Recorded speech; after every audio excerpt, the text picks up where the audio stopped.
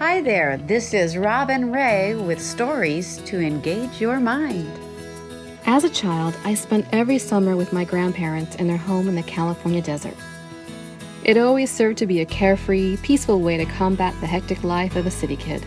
They lived in Kennedy Meadows in an old California Aqueduct caretaker home that paralleled the California Aqueduct. It had no electricity, but it did have running water and gas.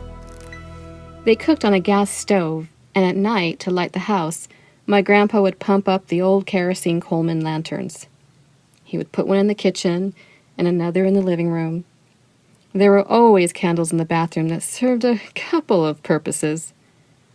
One of my favorite things was the wonderful aroma of homemade bread that my grandma would often bake for us. I loved it best when it first came out of the oven, so warm and comforting. We would layer it with butter and strawberry or raspberry jam and have a delicious feast.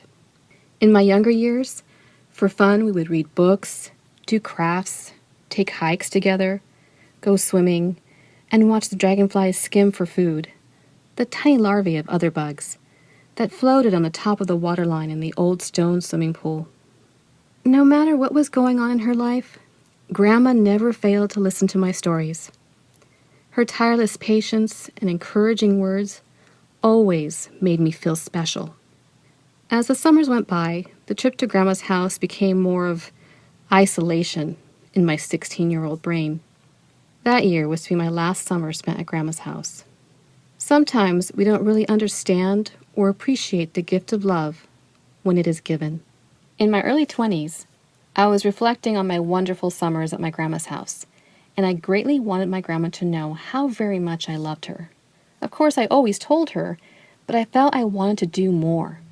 As luck would have it, I had a job that required that I travel. Many times a year, I would have to travel to the Mammoth Lakes, California area for work. I always took advantage of the opportunity to visit and spend the night with my grandparents.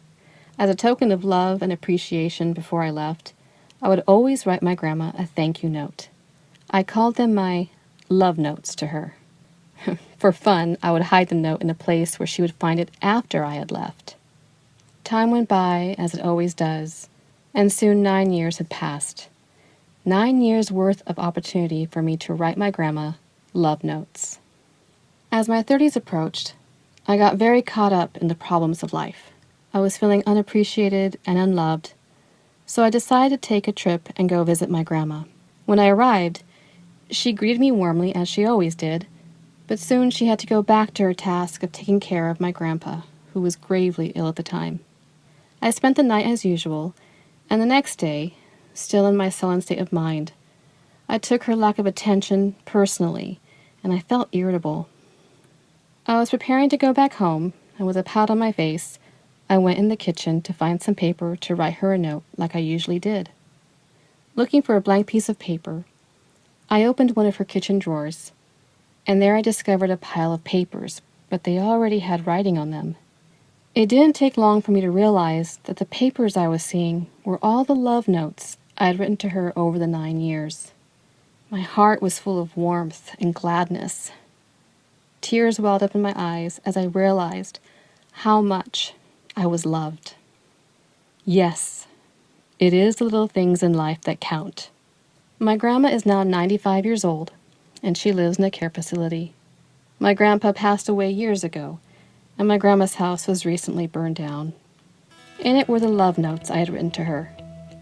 The notes are mere ashes now, but I have the knowledge that love can happen in many ways, and that small moments of gratitude do add up.